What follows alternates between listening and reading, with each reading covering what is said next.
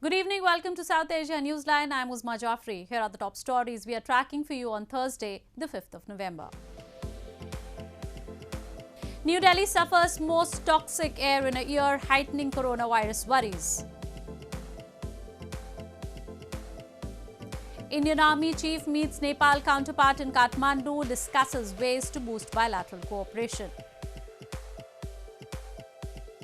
And Pakistan transfers Kartarpur Sahib's control to non-Sikh body. India condemns move.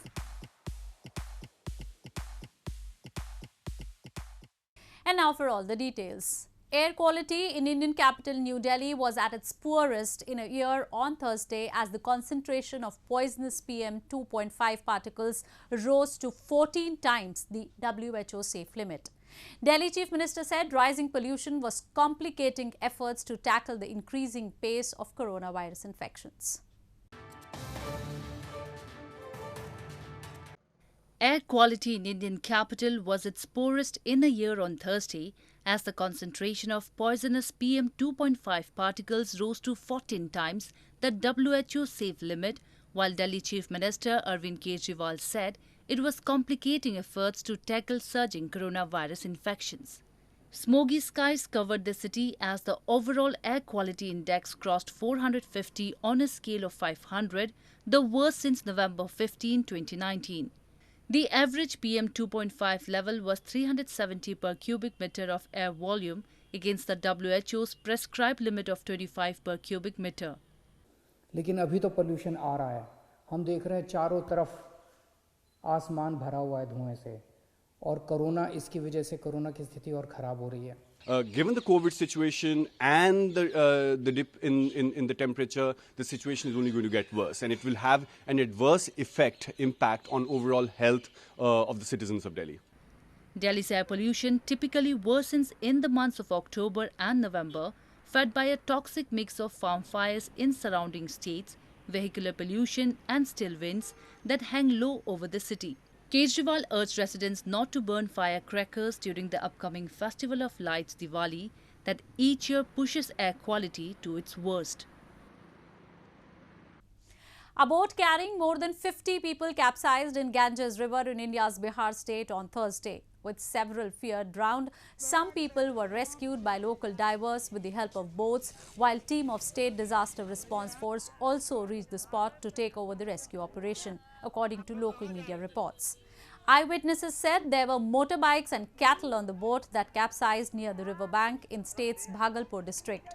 Boat capsize cases are frequent in India's eastern state of Bihar, where people put their lives at risk to travel in overcrowded boats. Such accidents occur due to the poor maintenance of the boats. Indian Army Chief General Naravane met his Nepalese counterpart General Purna Chandra Thapa on Thursday and discussed measures to further boost bilateral ties and enhance defence cooperation. Naravane is currently in Kathmandu on a 3-day visit to Nepal.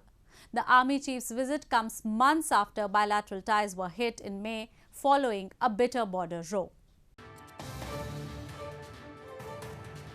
Indian Army Chief General Manoj Mukund Naravane, who is on a 3-day visit to Kathmandu, on Thursday inspected a guard of honor at Nepal Army headquarters where he held talks with his counterpart General Purna Chandra Thapa. Both sides discussed army-to-army relations and enhancing bilateral defence cooperation. General Naravane arrived in Kathmandu on Wednesday afternoon and started the visit by touring religious places on his first day. He also handed over ambulances and medical equipment, including ventilators, X-ray machines, computed radiography systems for 2 field hospitals to Nepal Army. Nepal's President Vidya Devi Bhandari later conferred the honorary rank of General of Nepali Army on Naravane at an investiture ceremony. Naravane's visit to the Himalayan nation is largely aimed at resetting the bilateral ties that came under severe strain following a bitter border row. Before wrapping up his 3-day sojourn, the Indian Army Chief will pay a courtesy call on Prime Minister KP Sharma Oli, who is also the country's Defence Minister at present. Moving on. The Pakistan government has transferred the management of the historic Sikh shrine Gurdwara Kartarpur Sahib in the country to a non-Sikh body against the sentiments of the Sikh community. India on Thursday condemned the move and called upon Islamabad to reverse the unilateral decision which deprives minority Sikh community rights to manage affairs of their holy place of worship. The Pakistan government has transferred the management and maintenance of the historic Sikh shrine Gurdwara Kartarpur Sahib in the country to a non-Sikh body against the religious sentiments of the Sikh community. PM Imran Khan-led government notified the control has been transferred from the Pakistan Sikh Gurdwara Management Committee, a body run by the minority Sikh community, to the administrative control of the Evacuee Trust Property Board or ETBP, a non-Sikh body. India's Foreign Ministry on Thursday condemned the move and called upon Islamabad to reverse its unilateral decision to deprive the minority Sikhs the right to manage affairs of Kartarpur Sahib, the final resting place of Sikhism's founder Guru Nanak Dev Ji. Sikhs in India and their representative bodies including DSGMC, the Delhi Sikh Gurdwara Management Committee, also expressed grave concern over the move. वापस लिया जाए, सिखों के ऐतिहासिक स्थान वो भी ऐतिहासिक गुरुद्वारे को छीनकर नॉन सिखों के हाथ में दे दिया जाए, ये किसी सूरत में देश और दुनिया के सिख बर्दाश्त नहीं कर सकते. The move by Pakistan comes days ahead of the first anniversary of the inauguration of the historic Kartarpur corridor on November 9, a visa-free border crossing that links Dera Baba Nanak Shrine in India to Gurdwara Kartarpur Sahib in Pakistan. In news from Afghanistan, Afghan government officials and the Taliban have been exchanging heated words over the Monday's brutal terror attack on the Kabul University. First Vice President Amrullah Saleh has blamed the Taliban's involvement despite militant group Islamic State claiming responsibility for the attack. Afghan government officials and the Taliban have been exchanging heated words following Monday's attack on the Kabul University, with First Vice President Amrullah Saleh blaming the Taliban for the attack that took the lives of at least 35 people and wounded dozens. Saleh, in a Facebook post on Thursday, once again linked the university attack to the Taliban, saying it has resemblance to the attack on American University of Afghanistan in Kabul in 2016. Interior Ministry spokesman Tariq Aryan also said initial investigations indicate that the Taliban was behind this brutal attack despite Islamic State claiming responsibility. Taliban spokesman Mohammad Naeem, in response to Saleh, said the first vice president's rhetoric is a conspiracy against the group. He said Taliban categorically condemns the attack. The university attack came amid efforts to kickstart direct peace negotiations between Afghan government and the Taliban in Doha. Moving on to news from Sri Lanka. Sri Lanka is in the midst of a second wave of virus infections after the detection of large clusters centered on a garment factory and the country's main wholesale fish market. Sri Lankan President Gotabaya Rajapaksa stressed that the entire country will not be locked down at all due to the spreading of coronavirus, and people will have to learn to live by stringently following health guidelines. Sri Lankan President Gotabaya Rajapaksa on Wednesday said it was both impractical and difficult to close down the country until a cure for COVID-19 is found, and therefore the public should be ready to return to normal lives while following health guidelines. Speaking at a discussion held Wednesday regarding the control of the COVID-19 virus in the country, he emphasized that it is important to keep the country open as well as to control the spread of COVID-19 virus in the country.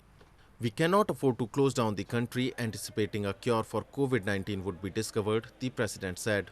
Sri Lankan authorities earlier extended weekend curfew in the western province, including the capital Colombo, till November 9 as the number of COVID-19 patients continued to rise. Meanwhile, a total of 12,187 COVID-19 cases have been reported so far, and 6,305 patients are under medical care at hospitals. Another 389 individuals are currently under investigations in hospitals. In news from Bangladesh, Bangladeshi government reopened the National Zoo located in the capital Dhaka from November 1 for the visitors, maintaining proper health guidelines amid the COVID-19 pandemic. The zoo authorities announced to disallow visitors amid the COVID-19 outbreak in the country. Bangladesh National Zoo in Mirpur section of capital Dhaka reopened to the public from November 1 with new safety guidelines. The move came after some 8 months of shutdown due to the COVID-19 pandemic. Visitors entered the zoo in compliance with hygiene rules. In a press release, Fisheries and Livestock Ministry said social distancing must be maintained, visitors must go through disinfectant tunnel and the temperature should be measured. The number of visitors should be kept limited to maximum 2,000 daily. Besides this, hand sanitizers should be provided to visitors and the visiting hours has been fixed from 9 a.m. to 3 p.m. Meanwhile, Bangladesh reported 1,517 new cases of COVID-19, bringing the total caseload to 414,164 as of Thursday. A total of 21 new coronavirus deaths were recorded, pushing up to death tally to 6,004.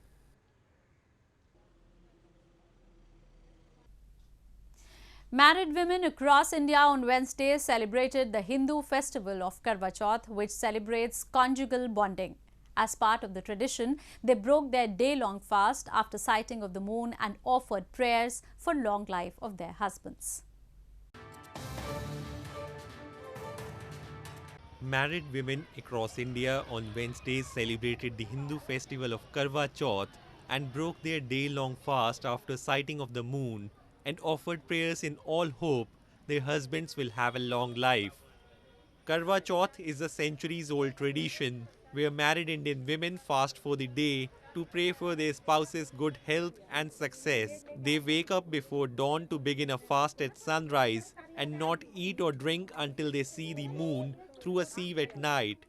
Donning colorful attires and ornaments, women celebrated the auspicious occasion with fervor amid the coronavirus pandemic. ये अपने पति की लंबी उम्र की कामना के लिए रखा जाता है, उनकी सक्सेस के लिए कि उनकी तरक्की हुई होती रहे, हमारा साथ यूं ही बना रहे और घर परिवार सब ऐसे ही खुश रहे.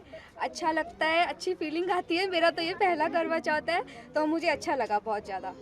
In northern Jammu town, women offered prayers for the long life of their husbands and also heard sermons related to the festival.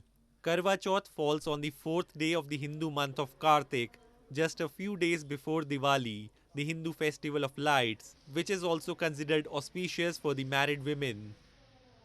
Well, that's the way it was in South Asia this evening. Before we conclude the top stories once again. New Delhi suffers most toxic air in a year, heightening coronavirus worries.